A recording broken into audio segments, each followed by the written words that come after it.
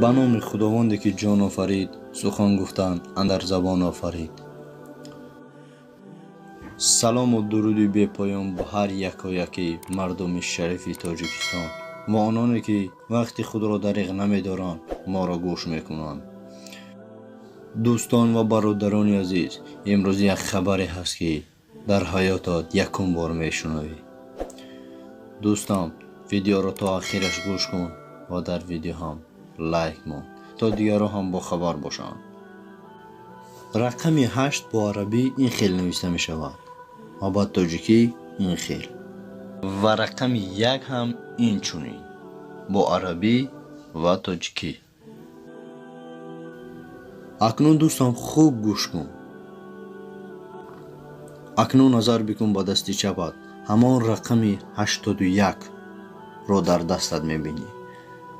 پس آن با دست راستت نگر رقم 18 رو میبینی. 18 رو با 81 جمع کنیم حاصلش 99 می شود. این 99 نام الله است. 99 نام الله. اکنون برادر خوب گوش کن. فرقیت 81 در دست چپ و 18 در دست راست.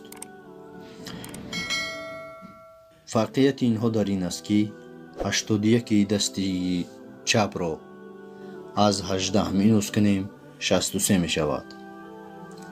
این 63 عمر حضرت محمد مصطفی صلی الله علیه و سلم است. دوستان عزیز، چیزی نفهمو شد از رسم های در روی اکران است، از اینها خلاصه برآورید.